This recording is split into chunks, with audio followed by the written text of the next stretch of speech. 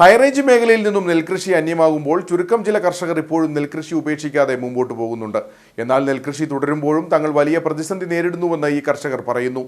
നെല്ല് വിറ്റഴിക്കാനുള്ള വിപണിയും കൃഷി പരിചരണ ചെലവുമെല്ലാം നെൽകർഷകർക്ക് വെല്ലുവിളിയാകുന്നു. ഇക്കാര്യങ്ങളിൽ ബന്ധപ്പെട്ട വകുപ്പുകളുടെ ഇടപെടൽ വേണമെന്നാണ് ഇവരുടെ ആവശ്യം. ചുരുക്കം ചില പാടശേഖരങ്ങളിൽ മാത്രമാണ് ഹൈറേഞ്ച് മേഖലയിൽ ഇപ്പോൾ നെൽകൃഷി നടന്നു വരുന്നത്. മുമ്പുണ്ടായിരുന്ന നെൽകർഷകർ പലരും കൃഷിയിൽ നിന്നും പിൻവാങ്ങിക്കഴിഞ്ഞു. വിവിധ പ്രതിസന്ധികളെ അതിജീവിച്ചാണ് ഇപ്പോഴും നെൽകൃഷി തുടർന്നു പോരുന്ന കർഷകർ മുമ്പോട്ട് പോകുന്നത്. വിത്തിറക്കി പരിചരിച്ച് കൊയ്തെടുക്കുമ്പോൾ പലപ്പോഴും നഷ്ടങ്ങളുടെ കണക്ക് മാത്രമാണ് കർഷകർക്ക് മിച്ചം ലഭിക്കുക. വിവിധ വെല്ലുവിളികൾ കർഷകർ ചൂണ്ടിക്കാണിക്കുന്നു. വിളവെടുക്കുന്ന നെല്ല് കൃത്യമായി വിറ്റഴിക്കാനുള്ള വിപണിയുടെ കുറവ് വെല്ലുവിളിയാണ്. കൃഷി പരിചരണത്തിന് വേണ്ടുന്ന തൊഴിലാളികളുടെ ലഭ്യതക്കുറവ്, തൊഴിലാളികളുടെ കൂലി എന്നിവയും നെൽകർഷകർക്ക് പ്രതിസന്ധിയാകുന്നു. നെൽകൃഷിയുമായി ബന്ധപ്പെട്ട ജോലികൾ തൊഴിലുറപ്പ് പദ്ധതിയിൽ ഉൾപ്പെടുത്തണമെന്ന ആവശ്യം ഇനിയും പരിഗണിക്കപ്പെട്ടിട്ടില്ലെന്ന് നെൽകർഷകർ പറയുന്നു.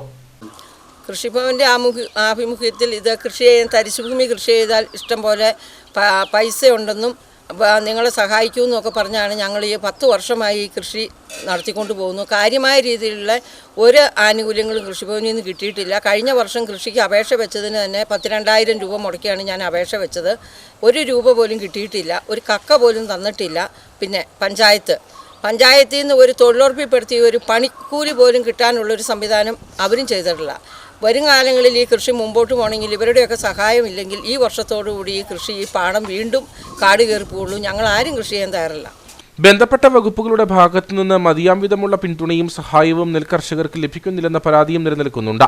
കാലാവസ്ഥാ വ്യതിയാനവും കാട്ടുമൃഗശല്യവും നെൽകർഷകർ നേരിടുന്ന വെല്ലുവിളികൾ തന്നെ. നിലവിലെ സ്ഥിതിയിൽ മുമ്പോട്ട് പോയാൽ അവശേഷിക്കുന്ന ആളുകളും നെൽകൃഷി ഉപേക്ഷിക്കാൻ നിർബന്ധിതരാകുമെന്നും കർഷകർ പറയുന്നു.